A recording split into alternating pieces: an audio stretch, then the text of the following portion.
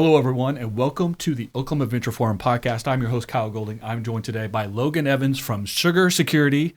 He's going to be a pitch presenter at OVF on April 10th. One of 5 pitches we'll have for our pitch day. So today we're going to learn all about Sugar Security and a little bit deeper conversation and story behind it that you're not going to get in the room on April 10th. But you want to attend, you want to hear Logan's pitch and the other 4 pitches, get some Q&A, maybe come up afterwards and meet these guys and figure out if you want to be invested in what they're doing, or maybe you want to be a client of what Sugar Security is. So let everyone know what Sugar Security is, what the company does, and then we'll have a conversation about what comes next for you guys. Yeah, so Sugar Security is all about making advanced cybersecurity testing easy and affordable for small to mid-sized tech companies. Now, when I say tech companies, we work with a lot of non-tech companies, but I think they're tech companies. A lot of companies today Everyone's a tech company to some point, right? Yeah, and a lot of them don't know it. They don't think of themselves as tech companies, but they use email. They've got printers, routers all over the place, laptops. Everybody's got remote access. And so, more businesses now more than ever are having to deal with technology problems, technology audits. And so we help make that easier. In fact, we've worked on a project for a very small nonprofit that absolutely would not consider themselves a technology company at all, but they need to be secured and safe and stable with all of their IT. Right, yeah. And problems come up that you wouldn't expect, and then suddenly it's like lightning. Like something happens, and now you're like, people call their lawyer, call whoever they can think of, their IT buddy, like, what do I do? Right. And so we want to help take some of that weight off. So you guys started in 2020. Yeah. So are you still considering yourself a startup, or have you moved past that? I don't know. I'm conflicted on that. I think about that every day. So we actually started on paper way back in 2018, and 2020 is when we really started in earnest. Since 2018, I've been working on prototypes and the idea of sugar. But I got my partner involved in 2020, and we really got serious. Got a logo, got all that, But it's been a fun journey. I think startup. People say, you're trying to grow fast. Some say we don't even want revenue. We just want investment. I think I want to do good for people and build relationships and build a cool product. And so I guess small business, startup, whatever you want to call it. It's all part of the process, right? Figuring that out. Yeah, exactly. Let's get a little bit more about your background and your partner in the business so that we can understand how you guys come together to create this cybersecurity company. Yeah, so I've been working in tech since I was in high school. I was hacking my school's computer lab. I was a cybersecurity dork even back then, hacking my video games and stuff. Went to college for cybersecurity, and then before I turned 21, I was working at a penetration testing firm, and I was the sole penetration tester. I guess I should talk more about what that is, but ethical hacking. So during audits, companies will go through, they get audited for a lot of things, and part of that is, what happens if a hacker were to target your company. And so I was the one guy doing this for $1 billion luxury fashion company. And white hat hacking? White hat hacking, yeah. And I had taken over the whole company. I was in the CEO's email, and I wasn't even 21 yet. So I've been hacking since I was a baby. And working there, I started developing ideas for how to automate some of this stuff. I mean, automation was second nature. Everybody was doing it. But I wanted to see what else we could automate, right? Like reporting, some of the conversational consulting aspects. AI was starting to come out, and so I'm super excited. My partner was also working in IT and security, but less on the tech side and more on the consultative business side. And so I brought him in to help with sales, and we've been working together ever since. So a good combination of skill sets and expertise that allow you to take what was originally an idea and create a startup and now a small business. Yeah. You've also been, as a startup, you went through the G-Beta program. Yep. So let's talk a little bit about we've mentioned that a few times here on the podcast, and some people familiar at OVF have heard about G-Beta and which is the little brother of the Generator program. So How was your experience in G-Beta, and how did you guys come out of it differently than you went in? Yeah, G-Beta was great. I've heard the advice that you need to get out and talk to customers and meet people. And before I started G-Beta, I thought that I was getting out and talking to people. I talk to everybody, talk to somebody once a week, once every few days, but they really get it into your head no, you need to be talking to people constantly. So they were setting up meetings, getting us connected. I look at our network now versus in 2020 when we started, and it's night and day. I mean, we were building in a basement, essentially. That basement startup was exactly what we were in 2020. And now we actually know people, and there's people interested in what we're doing. And that is super important, way more important than what programming language you use and how you architected it, what cloud provider you chose. So I was very much like the tech guy, and now I'm still the tech guy, but I actually know people and that kind of thing. So very important. So how we first met. I was one of the G Beta mentors, and I can attest that was seeing you and your partner Z out, networking and meeting people and communicating and doing all the things that you would expect from a good business person. One of the other things they really like beat into our heads was the need to, people will ask like, what makes you different? What makes you special? And we don't know that ourselves. That comes from the people that use us and work with us. Like value is subjective. And so we have to go out and seek out those answers from our customers. What makes us special? And so we're starting to get better at that. From this whole process, from 2018 to 2020 and that period, and then 2020 to 2024 and going through G Beta, how much has what Sugar Security is today changed from that original idea of like, oh, we're going to do this, it's going to be great, and how much of that was following the opportunity and seeing what was available and meeting the need of a customer? Yeah, I think the core tech has still stayed the same. It's still a security scanner. That's always been the idea. We've kind of like bounced around with a lot of different variations of that idea because it's the ultimate question is like, who's it for? Who's the customer?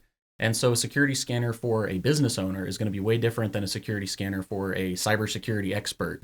And so originally we kind of were trying to build for both. And since then we've realized that you can't really do that. I mean, it's much easier said than done to just have a tool that everybody loves. Sure. So a security scanner for an auditor, security scanner for a security manager, these are all different products and there's solutions on the market for each of them. So I think the biggest change that's happened is we've just kind of focused in on small technology companies and the people that manage the technology for those companies. So as of April 2024, you'll be pitching. You're one of 5 pitch participants, the April 10th event. What are you pitching for right now? Are you looking for investment? Are you looking for customers? Are you looking for a little bit of everything? I think customers. Partners is a big one. That would be huge. I mean, we know a lot of IT companies around here. They're responsible for cybersecurity in a lot of cases. Cybersecurity is very broad. Patching systems, putting up firewalls, email, spam protection, all that stuff. We want to be a tool in the tool belt of those IT companies and the people that provide those cybersecurity services. So we're not a services company. We don't go out and like do the clipboard sneak in thing where, it's like, hey, we're your IT company. Can you plug in this flash drive? That's how we started. We've gotten away from that and we're focusing on software development and selling that software to the tech companies that help other tech companies. Right. So partners in that regard, I guess, is mostly what we're looking for right now. Investment, we're not going to say no, I guess, if the terms are right, but we're not actively seeking it. So what's the vision for the next 5 years? How do you want to move Sugar Security forward? Yeah, we don't have any immediate plans to like hyper growth scale. We started this business super young, and I think I like to think of it like we have 20 or 30 years to get Sugar to where we want it to be. And I know VCs hate that. They're like, no, we want to see a business explode in 5 years. Yeah, we want that ROI. Yeah, exactly. It's got to get $1 billion in 5 years or it's not worth our time. And that's not the case for me and my partner, right? We're both cool with low and slow, not slow like no growth, but steady. Yeah, steady. Yeah, sure. I talked to the Paycom CEO and he says go slow. 20% growth over 25 years, like compounding interest, you can be a $1 billion company in 30 years. And I think that's much more sustainable, much more reasonable than trying to go out and raise a ton of VC money and hire 100 people. And, that just seems unreasonable to me.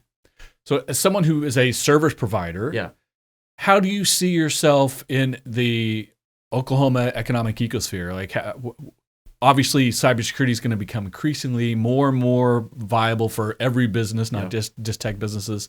So how do you feel like that you're playing your role in helping Oklahoma businesses be better at what they do? Yeah, I think more and more Oklahoma businesses are becoming tech companies, whether they know it or not, right? There's like thrift stores that do a lot of their business online. Right. Things like, oil and gas companies, like Chesapeake was one of the first big tech companies in Oklahoma.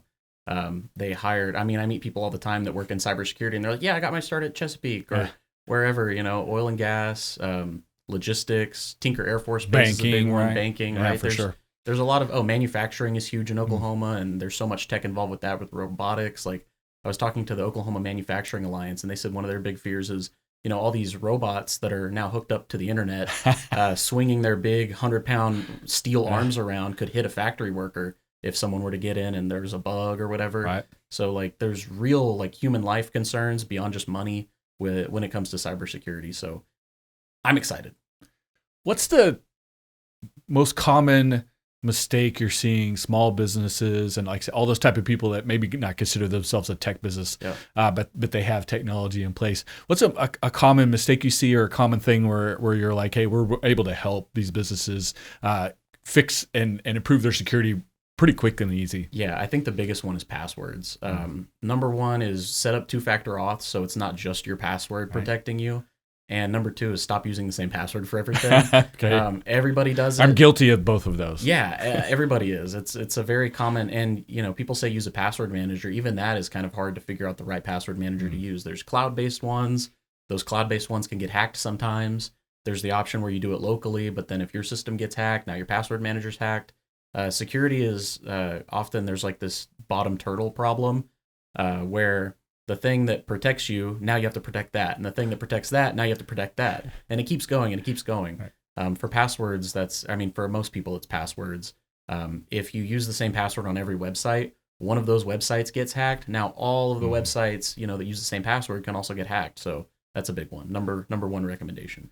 And obviously you don't use, your name, your spouse's name, your pet's name, your birthday, all those ABC 1, 2, 3. Never use that. Spring 2024 is going to be the password of the season. Right. Yeah, corporate password policies, they say you got to change every 3 months, and a lot of people set it up where they change it every season. So spring 2024, summer 2024, I bet somebody watching is like, oh no, that's my password. How did he know? So yeah. That makes sense.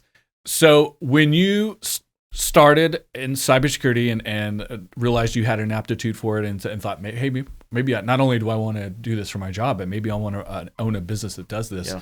Did you envision yourself on a podcast or standing at the front of the room for OVF and doing a pitch and having to do that side of things? And how did you kind of wrap your head around, well, that's what I need to do in order to have a business? Yeah, I would say that sales is the one piece that I was always like unsure about, but pitching and talking to people was always natural to me.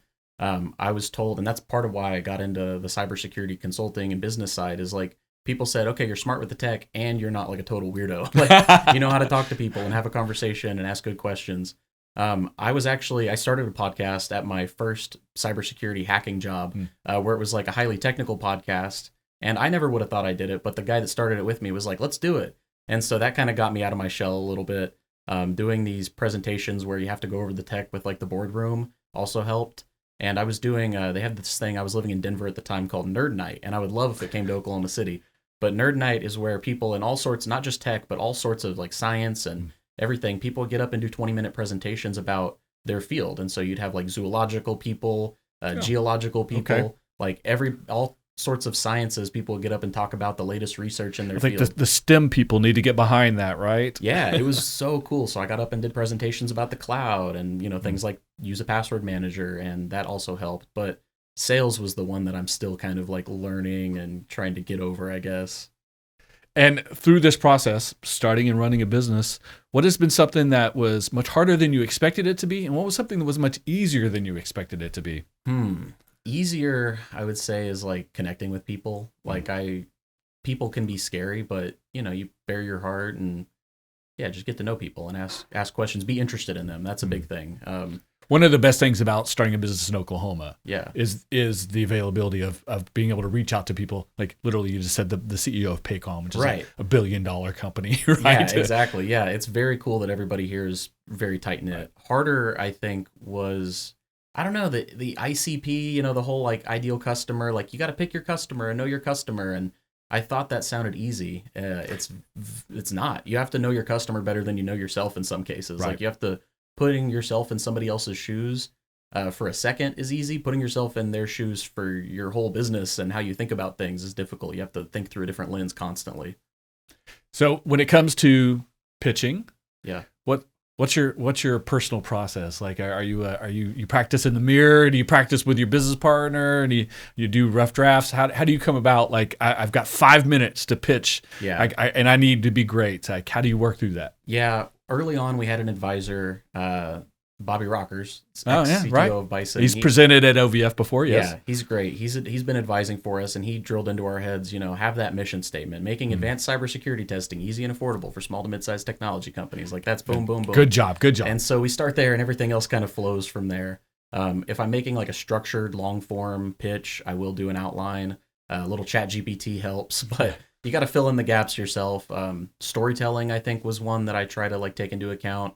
Still getting better at that, but using real customer stories like, hey, this is a person, they had a problem, they really cared about their business. They built up their business over 20 years, and then a cybersecurity incident happened, and now all that was on the line, and like sort of that flow and emotional investment, getting people to like join you on the journey, that kind of thing. I'm still getting better at it, but I know it's super important, and I'm trying to do that with pitching. So Logan's going to be prepared.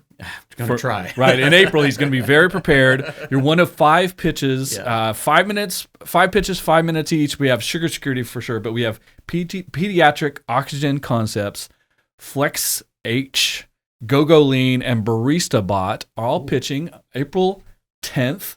The Metro Spring Lake, that's where we're hosting the events this year. So in March, we'll be in Tulsa with a Tulsa Pitch Day. And then in April, we'll be back in Oklahoma City for this pitch day, which is going to include Logan and Sugar Security and the businesses I just listed. So if you're hearing this before April 10th, make sure to go to ovf.org and sign up so that you can be in the room. Again, listen to the pitches, maybe ask a question in Q&A, or meet the pitch presenters afterwards for some more direct conversations. If you're hearing this afterwards, go check the YouTube channel and our other podcasts for other pitch presenters. And hit up Sugar Security. Let's see, what's your .com. Sugarsecurity.com. Nice and easy. So check out sugarsecurity.com if you need those services. And if you're in business, you probably do. Yeah. Or if you want to have a deeper conversation with Logan. Appreciate you being on the podcast today. Yeah, thank you, Kyle.